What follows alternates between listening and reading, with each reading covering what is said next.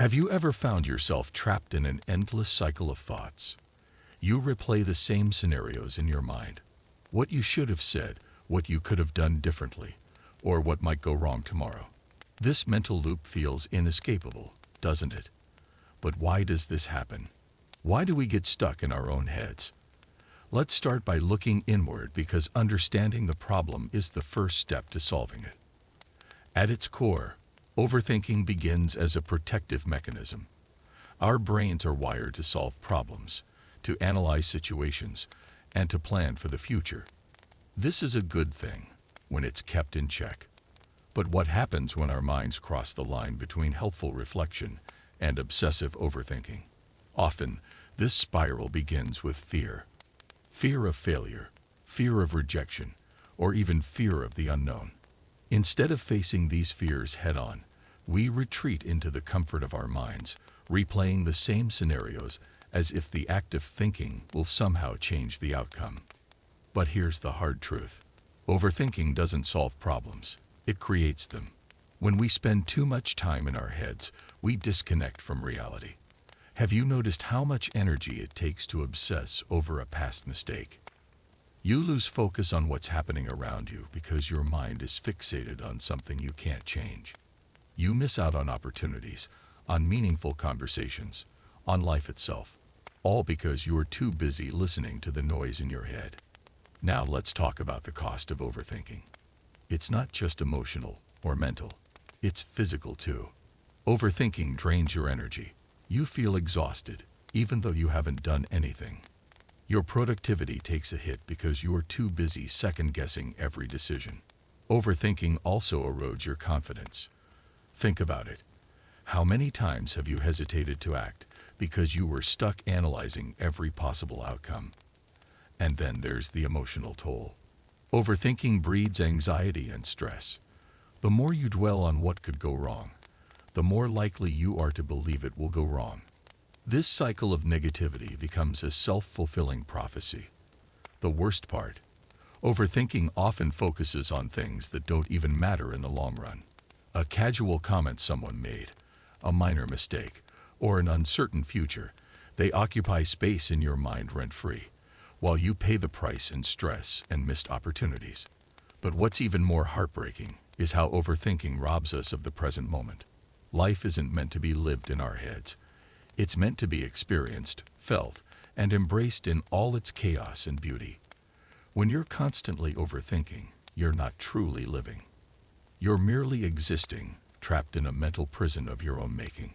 So, how do we break free? First, we need to recognize that not every thought deserves our attention.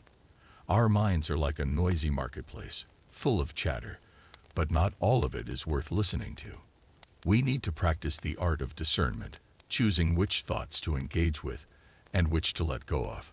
Secondly, we must shift our focus from control to acceptance. Overthinking often stems from a desire to control the uncontrollable. But life isn't about control. It's about adapting, learning, and growing. When we accept this truth, we free ourselves from the burden of overthinking. Lastly, we need to cultivate mindfulness. Being present in the moment is the antidote to getting lost in our heads. When you focus on what's happening right now, this very second, you stop giving power to the past or the future. You reclaim your mental space and your energy. So, the next time you catch yourself overthinking, pause. Take a deep breath and ask yourself, is this thought helping me, or is it holding me back? The answer to that question might just be the key to getting out of your head and stepping back into your life. Because at the end of the day, life is too short to spend it trapped in a mental loop. You deserve more than that. You deserve freedom, peace, and the joy of living in the here and now. And the first step to reclaiming that freedom starts with you. So, we've established that overthinking can trap us, steal our energy, and keep us from fully living in the moment. But what's the next step? How do we break free from this mental cycle, this endless loop of doubt and fear that seems so hard to escape? The first step to freedom is awareness. You might be wondering, how can I even begin to stop overthinking when my mind constantly races? The answer is simple. yet powerful: mindfulness. Mindfulness is the practice of being present, fully aware of where you are, what you're doing, and how you're feeling in the current moment, without judgment. It's about tuning into your thoughts without letting them take over. Think of it like standing at the edge of a river. The water, the flow of thoughts, may rush past you, but you don't have to dive in or get swept away. You can simply watch, observe, and let it go. By practicing mindfulness, you begin to create space between your thoughts and your reactions to them. You give yourself the ability to pause before jumping into the cycle of overthinking. Now, awareness is just the first step. It's like turning on the light in a dark room. It helps you see what's there, but you still need to tidy up the mess. The next step is perspective. How often do we get trapped in the idea that our thoughts are absolute truths? When you're stuck in your head, everything feels urgent, overwhelming, and often catastrophic. You convince yourself that if you don't obsess over every detail, something bad will happen. But here's a reality check. Not every thought is worth giving your attention to. Have you ever had a thought that seemed incredibly important in the moment, only to realize hours, days, or weeks later that it wasn't nearly as significant as you made it out to be? When we overthink, we give weight to things that don't deserve it. By shifting your perspective, you begin to recognize that not every worry or thought requires your energy. Some things are outside of your control, and that's okay. In fact, it's more than okay. It's liberating. When you let go of the need to control everything, you free yourself to live more fully. But breaking the cycle of overthinking doesn't stop with mindfulness and perspective. We also need to challenge the very thoughts that keep us stuck. Ask yourself, why am I thinking this way? Is there evidence to support this fear or doubt? You'll be surprised how often our minds create problems that don't even exist. Fear is one of the greatest contributors to overthinking. It whispers, what if I fail? What if I mess up? What if people don't like me? But how often have you feared the worst, only to find that reality wasn't as bad as you imagined? This is where resilience comes into play. A resilient mindset is one that acknowledges fear, doubt, and anxiety, but doesn't let them take over. It's about building emotional strength, knowing that no matter what happens, you can handle it. A resilient mindset allows you to face challenges head-on without getting stuck in the mental spin cycle. Instead of focusing on worst-case scenarios, you learn to trust yourself, your abilities, and your capacity to adapt. The foundation of resilience lies in self-compassion. When you overthink, you're often your harshest critic. You tell yourself, I should have done this better, or I'm not good enough. But self-compassion isn't about being perfect. It's about being kind to yourself, especially when you make mistakes. It's about treating yourself the way you would treat a friend who is struggling. You wouldn't tell them to stop being human. So why tell yourself that? Building resilience means embracing your flaws and understanding that mistakes are part of growth. When you can show yourself grace, you take away the power of overthinking because you stop seeing mistakes as failures and start seeing them as lessons. Resilience is also about embracing the discomfort of uncertainty. Life is unpredictable, and no matter how much we overthink, we can't control every outcome. But that's where the beauty lies, in the unknown. Imagine how much more fulfilling life can be when you stop trying to predict every twist and turn, and instead embrace the journey. So, how do we build this resilient mindset? It starts with small shifts in how you see yourself and the world around you. Instead of letting fear dictate your actions, you take the first step in faith, knowing that you can handle whatever comes your way. You stop living in the future, fearing what might happen, and start living in the present. The secret, where the overthinking is not a permanent state. You have the power to change the way you think, to reshape your mindset, and to cultivate resilience. The more you practice mindfulness, shift your perspective, and challenge negative thoughts, the easier it becomes to break free from the cycle. And as you build a resilient mindset, you begin to unlock something amazing. The ability to live with clarity, confidence, and peace. You no longer feel like a prisoner to your thoughts. Instead, You become the master of your mind, choosing how to respond rather than react. This is where true freedom lies, not in the absence of thoughts, but in your ability to choose which thoughts to engage with and which to let go of. Remember, life is too precious to spend it trapped in your head.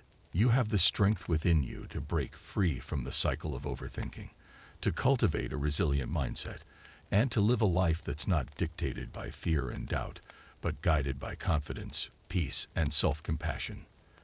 The power to create the life you want begins in your mind. Are you ready to take that first step? As we continue on this journey of freeing ourselves from the constant grip of overthinking, we arrive at a powerful realization. We must be kind to ourselves. In a world where we're constantly pushing ourselves to be better, to achieve more, and to meet expectations, both from others and ourselves, it's easy to forget one of the most important practices for mental well-being: self-compassion. Think for a moment. How often do you criticize yourself when you make a mistake? How often do you berate yourself for not doing enough, for not being perfect, or for falling short of some ideal? It's as if we hold ourselves to an impossible standard, expecting nothing less than perfection. But here's the truth. We are human. We make mistakes. We stumble. We fail. And that's okay. Self-compassion is the practice of treating ourselves with the same kindness, care, and understanding that we would offer to a dear friend. Imagine if your best friend came to you, feeling down because they had made a mistake or were struggling with something. What would you say to them? Most likely, you'd reassure them, tell them that they're doing their best, and remind them that it's okay to be imperfect. You wouldn't tell them to be harsher on themselves. So why do we treat ourselves any differently? When we're caught in the cycle of overthinking, we're often our harshest critics. We dwell on our shortcomings, magnify our failures, and hold ourselves to an unreasonable standard. But self-compassion shifts this narrative. It allows us to embrace our imperfections and understand that they are a natural part of growth. When we practice self-compassion, we free ourselves from the grip of overthinking because we stop seeing our mistakes as catastrophes and start seeing them as learning opportunities. But self-compassion isn't just about accepting our mistakes. It's about recognizing our worth and value regardless of what we've done or not done. How many times do we define ourselves by our actions, our achievements, or our failures? We tell ourselves that we're only as good as our last success or as bad as our last mistake. But self-compassion teaches us that our worth is inherent. We don't have to earn it. We are valuable simply because we exist. This is where the practice of gratitude comes in. Gratitude is the antidote to negativity and overthinking. It's easy to get caught up in what we don't have, what we haven't achieved, or what went wrong. But when we take a step back and focus on what we do have, on the blessings in our lives, we shift our mindset. Gratitude shifts our focus from scarcity to abundance, from what's missing to what's already here. Have you ever had a moment where, despite everything going wrong, you were able to stop and reflect on something you were grateful for? Maybe it was the love of a friend or family member, the beauty of nature, or the simple act of waking up in the morning. In those moments, didn't the weight of your worries seem just a little lighter? Gratitude has a way of grounding us, reminding us of the bigger picture and helping us put things into perspective. But gratitude isn't just a feel-good exercise. It's a powerful tool for shifting your mindset. When you take the time to appreciate the small victories, the little moments of joy, and the everyday blessings, you begin to build resilience. Gratitude trains your mind to look for the good, even when things feel difficult. It's a reminder that life isn't always perfect, but there's always something to be grateful for. This shift in perspective is essential in the battle against overthinking. When we focus on what we're thankful for, we stop getting bogged down by what we lack or fear. We create space for joy, peace, and acceptance.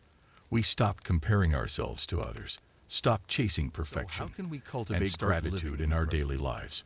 One simple practice is to start or end your day by listing 3 things you're grateful for. They don't have to be big. Sometimes it's the small things that make the biggest difference. Maybe it's a good conversation, a warm cup of coffee, or the fact that you're alive and well. By making gratitude a habit, you begin to rewire your brain to focus on the positive rather than the negative. Another way to cultivate gratitude is by practicing it in the midst of challenges. When life gets tough, it's easy to get lost in the struggle. But what if in those moments, you paused and asked yourself, what can I be grateful for right now? Even in difficult situations, there is always something to be thankful for. Maybe it's the lesson you're learning, the strength you're developing, or the support you're receiving from others. Self-compassion and gratitude go hand in hand. When you treat yourself with kindness, you begin to see the beauty in your imperfections. And when you practice gratitude, you develop a sense of peace and appreciation for the life you're living, no matter where you are on your journey. Remember, overthinking often comes from a place of fear, insecurity, and self-judgment. But when you embrace self-compassion and gratitude, you silence the inner critic and replace it with a voice of kindness and acceptance. You stop striving for perfection and start appreciating the person you already are. The journey to breaking free from overthinking is not an easy one, but with self-compassion and gratitude as your companions, you'll find that it becomes a little bit easier with each step. You'll begin to see the beauty in the present moment, the lessons in your struggles, and the joy in simply being. So, today, ask yourself, how can I be kinder to myself? What am I grateful for right now? And in those moments, when the weight of the world feels heavy, let these practices remind you of the lightness, peace, and joy that are always within reach. As we continue this journey of mental freedom and breaking free from overthinking, we now turn our attention to an essential practice: developing mental boundaries. In a world where information is constantly being thrown at us, where opinions from others, social media, and even our own thoughts can overwhelm us, setting mental boundaries becomes crucial for maintaining our peace of mind. Think for a moment about how many things, people, and situations demand your attention every single day. Your phone buzzes with notifications, your to-do list never seems to end. And then there are the voices in your head, doubts, worries, and the pressure to be more, do more, and achieve more. Without clear boundaries, it's easy to feel like you're drowning in a sea of external expectations and internal noise. But here's the truth: you don't have to give your mental energy to everything and everyone.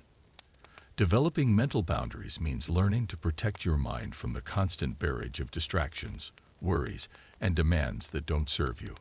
It's about creating a space where your thoughts and emotions can breathe freely, without being overwhelmed by external forces.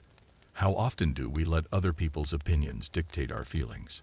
How often do we take on the stress of others, internalizing their worries or judgments? Mental boundaries are about recognizing that you are not responsible for other people's emotions or problems.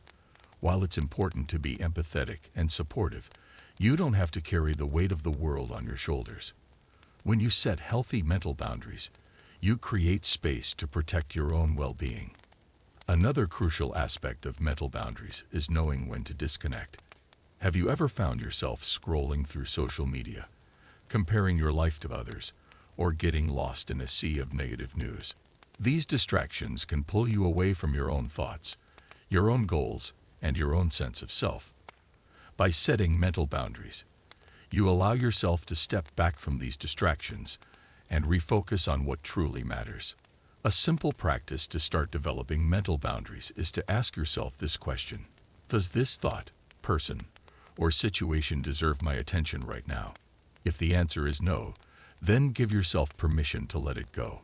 This could mean stepping away from a conversation, turning off your phone, or simply taking a moment of quiet to reset. Over time, you'll become more attuned to the things that drain your energy. As we talk about boundaries, we also have to address the powerful practice of letting go. So many of us spend our lives holding on to past mistakes, old grudges, and unfulfilled expectations. But the truth is, holding on to the past only keeps us stuck. Letting go is not about forgetting or pretending that things didn't matter. It's about freeing ourselves from the emotional burden of carrying them around. Have you ever noticed how much energy it takes to hold on to anger, resentment, or regret? It's like carrying a heavy backpack filled with rocks. Every day you lug it around, and it drains you physically, mentally, and emotionally. But when you finally decide to let go, it's like releasing that weight and breathing freely for the first time in a long while. Letting go is a powerful act of self-liberation. It means accepting that you cannot change the past and that holding on to negative emotions doesn't serve you. Letting go allows you to make room for new opportunities, new experiences, and new ways of thinking. When you release the things that no longer serve you, you open up space for growth, peace, and joy. But letting go doesn't happen overnight. It's a process, a practice that requires patience and self-compassion. It may involve forgiving others, but it also involves forgiving yourself. Many times, we hold on to guilt or shame, thinking that by doing so, we'll somehow fix the past or prove something to ourselves. But in reality, this only keeps us trapped. Letting go means accepting that we did the best we could with the knowledge and resources we had at the time, and it's okay to move forward. One powerful way to practice letting go is through mindfulness. When you catch yourself holding on to negative thoughts or emotions, take a step back and observe them. Recognize that they are just thoughts. They don't define you.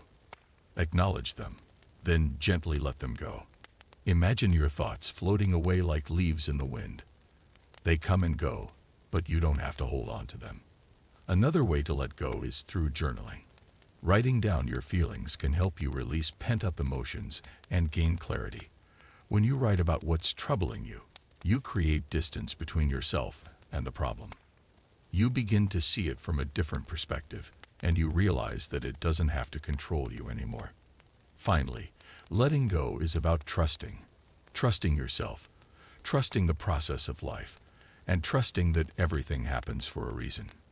You may not always understand why things unfold the way they do, but letting go means trusting that, in the grand scheme of things, you are exactly where you need to be.